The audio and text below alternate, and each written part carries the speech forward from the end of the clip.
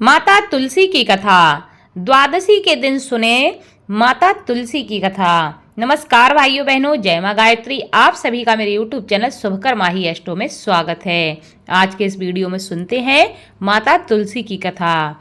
एकादशी के पारण के लिए द्वादशी पर माता तुलसी की कथा को अवश्य सुनना चाहिए।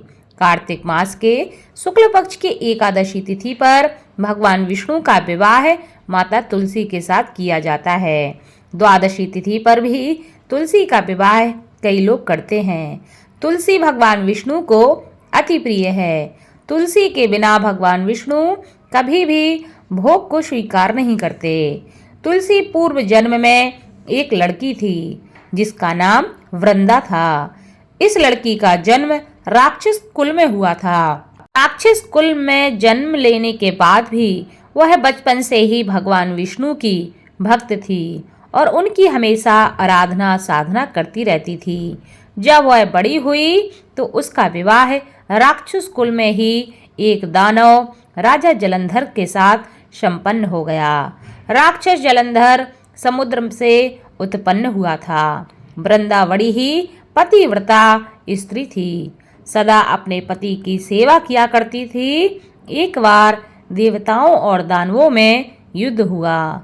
जब जलंधर युद्ध पर जाने लगे तो वृंदा ने कहा कि हे स्वामी, आप युद्ध पर जा रहे हो। आप जब तक युद्ध में रहेंगे मैं तब तक पूजा में बैठकर आपकी जीत के लिए अनुष्ठान करूंगी। जब तक आप वापस नहीं आते मैं अपना संकल्प नहीं छोड़ूंगी।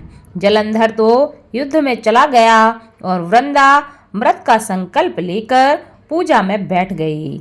उसके व्रत के प्रभाव से देवता भी जलंधर को न हरा सके। सारे देवता जब हारने लगे तो सारे देवता भगवान विष्णु के पास जा पहुँचे और सभी ने भगवान से प्रार्थना की कि हे भगवान, हमारी रक्षा कीजिए, नहीं तो राक्षस सबको मार देगा। भगवान कहते हैं, वृंदा मेरी परम भक्त है, मैं उसके साथ छल नहीं कर सकता। वह मेरी पूजा कर रही है, मैं उसके साथ इतना बड़ा अधर्म कैसे कर सकता हूँ। इस पर सभी देवता कहते हैं कि भगवान, इसका कोई भी दूसरा उपाय नहीं है, क्योंकि जब तक उसकी पत्नी उस अनुष्ठान में रहेगी तब तक उसका पति अमर रहेगा, उसको कोई नहीं मार सकता। इसलिए हम सब आपके शरण में आए हैं, आपको हमारी मदद अवश्य करनी चाहिए। हे नारायण, हमारी मदद करें। इस पर भगवान विष्णु ने जलंधर का रूप धरकर वृंदा के महल में वह जा पहुँचे। वृंदा ने जैसे ही अपने पति को देखा तो वह तुरंत पूजा से उठ गई और उनके चरणों को छू लिया। इधर वृंदा का संकल्प जैसे ही वह पूजा से उठती है उसका संकल्प टूट जाता है। उधर युद्ध में देवताओं ने जलंधर को मार दिया और उसका सिर काटकर अलग कर दिया। जलंधर का कटा हुआ सिर जब महल में आ गिरा तो वृंदा ने आश्चर्य से भगवान की तरफ देखा, जिन्होंने जलंधर का रूप धारण कर रखा था। इस पर भगवान विष्णु अपने असली रूप में आ गए, पर वह कुछ बोल ना सके।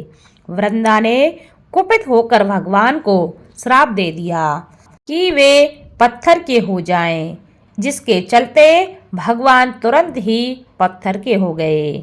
सभी देवताओं में हाहाकार मच गया। देवताओं की प्रार्थना के बाद वृंदा ने अपना श्राप वापस ले लिया। इसके बाद वे अपने पति का सिर लेकर सती हो गईं। उनकी राख से एक पौधा निकला। तब भगवान विष्णु ने उस पौधे का नाम तुलसी रखा और कहा कि मैं इस पत्थर रूप में ही रहूंगा, जिसे शालिग्राम के नाम से तुलसी के साथ पूजा जाएगा। इसके अलावा भगवान विष्णु ने यह भी कहा कि किसी भी शुभ कार्य में बिना तुलसी जी के भोग के पहले कुछ भी स्वीकार मैं नहीं करूंगा। तभी से ही तुलसी जी की पूजा होने लगी और कार्तिक मास में तुलसी जी का विवाह शालिग्राम जी के साथ किया जाता है। साथ ही देव उठनी एकादशी के दिन भी इसे तुलसी विवाह के रूप में मनाया जाता है। लेकिन एकादशी के पारण तिथि पर यानी कि द्वादशी पर इस कथा को सुनने से महिलाओं को अखंड सौभाग्य की प्राप्ति होती है और उनके जीवन में सुख समृद्धि का आशीर्वाद बना रहता है। इस कथा को खुद सुने, आपके जो अपने हैं उनको भी इस कथा को अवश्य शेयर करें ताकि आपके साथ साथ आपके अपने भी इस कथा का लाभ ले सके। धन्यवाद।